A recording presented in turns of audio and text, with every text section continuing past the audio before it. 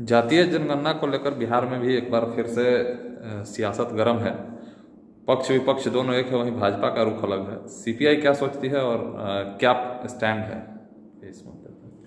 देखिए, ये जातीय जनगणना का जहाँ तक सवाल है, जब देश में जातियां हैं, उनके अस्तित्व को लोग स्वीकार करते हैं, तो जातीय गणना क्यों नहीं होगी? और जो केंद्र की सरकार अभी जातीय गणना से परहेज कर रही है, ये इन्हीं मनवादी लोगों का तो ये जातियां बनाई हुई हैं। तो जातियां बनाते समय आपने बनाई और उसको गिनते समय आप उससे परहेज कर रहे हैं, इसके पीछे क्या रहस्य है?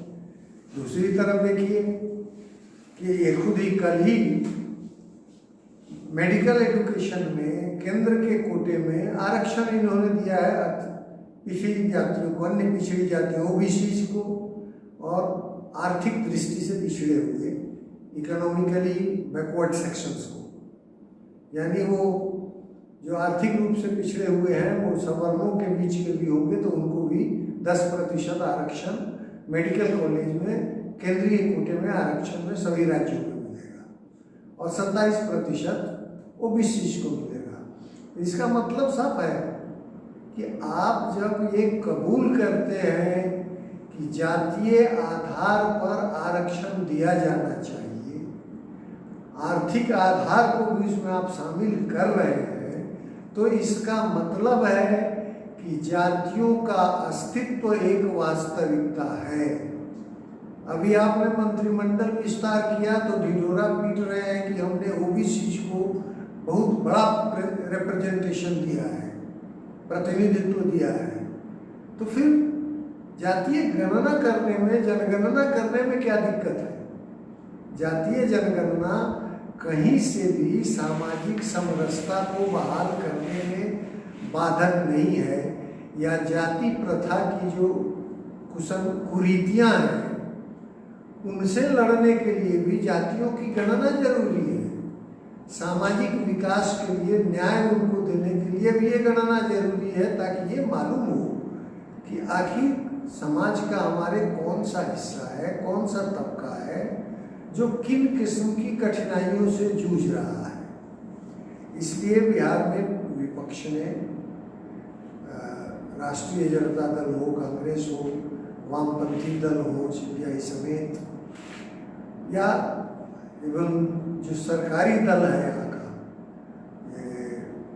जनता दल यूनाइटेड, मुख्यमंत्री ने भी मांग की है, केंद्र सरकार से गुहार लगा रहे हैं लोग। और चूंकि बिहार में पहले 2-2 दफे विधानसभा ने इस बात के लिए प्रस्ताव पास किया कि केंद्र सरकार जातीय जनगणना कराए, तो जातीय जनगणना कराने की मांग का समर्थन करना चाहिए और इसके आधार पर हमें समाज के अपने बनावट को, क्या मुझे पता तो लगे कि कौन सी जातियां हैं, घट रही हैं, बढ़ रही हैं, मिट गई हैं।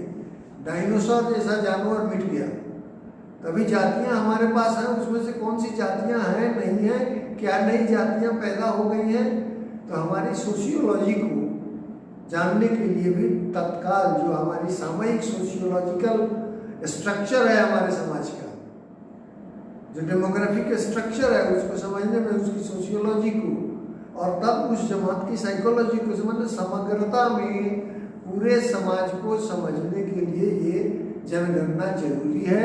नहीं तो जातीय आधार पर आप वोट मांग रहे हैं, जातीय आधार पर पार्टियां मांग रहे हैं, जातीय आधार पर आरक्षण दे रहे हैं, जातीय आधार पर पंचायतों में और दूसरे चुनावों में आरक्षण दे रहे हैं। ये सब कर रहे हैं, तो अच्छी बात है, कर रहे हैं। तो जब गणना क्यों नहीं होनी चाहिए?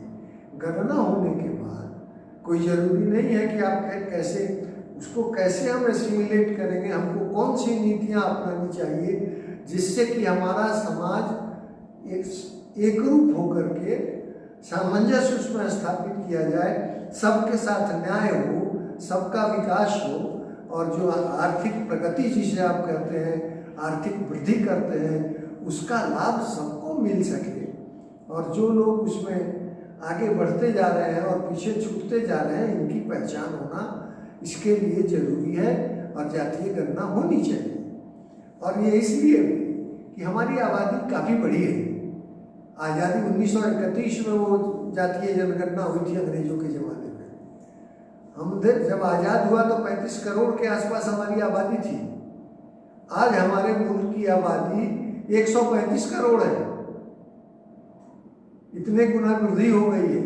इसलिए जातीय गणना कीजिएगा तो जातियों का अनुपात भी पता चलेगा, जातियों की दशा का भी पता चलेगा कि वो किस अवस्था में है। और तब आपको लोकतांत्रिक व्यवस्था को और मजबूत करने के लिए, विस्तारित करने के लिए आपको ये करना होगा। अभी जैसे हमारे यहाँ लोकसभा में या विधानसभाओं में सदस्यों की संख्या जो निर्धारित की गई है, रिप्रेजेंटेशन ऑफ पीपल एक्ट के तहत में जो उसकी व्यवस्था है, उसमें ये 543 सीटें हैं। आज देश की आबादी जितनी बढ़ गई है उसमें इसकी संख्या 1000 से ऊपर होनी चाहिए जनसंख्या में बढ़ोतरी के हिसाब से, ताकि जनसंख्या के एक खास हिस्सों का अगर 10 लाख पर भी एक लोकसभा की सीट आप बनाते हैं तब भी एक बात होती है। किसी लोकसभा क्षेत्र की संख्या 25 लाख 30 लाख हो जाएगी, किसी की 15 लाख 10 लाख रहेगी। ये इस किस्म की डिस्पैरिटी है। और तब वो जब आप करेंगे तो महिलाओं के लिए आप आरक्षण भी दे सकते हैं। बाकी को तो आरक्षण है, ये महिलाओं का जो तबका है आप तो 50% आरक्षण दे सकते हैं।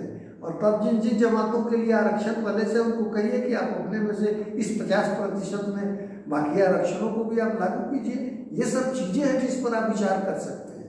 मैं ये नहीं कहता कि यही फार्मूला है जिसको अभी लागू कर देना चाहिए, बल्कि ये करने से आपकी आंखें खुलेंगी, आपकी दृष्टि खुलेगी और समाज को समग्र रूप से विकसित बनाने में, विकास का लाभ हर आदमी तक पहुंचाने में, और जो सामाजिक आधार पर उत्पीड़न की घटनाएं होती हैं या सामाजिक लैडर पर जो लोग पिछड़े हुए रह गए हैं उन लोगों को आगे बढ़ाने का रास्ता खुलेगा। इसलिए जातीय जनगणना की मांग बिल्कुल वाजिब है और इसका सभी प्रबुद्ध लोगों को और पूरे समाज को समर्थन करना चाहिए और बिहार के सभी दलों को मिलकर के इसके लिए आवाज़ उठानी चाहिए, क्योंकि ये सवाल किसी दल का नहीं है बल्कि पूरे समाज का है।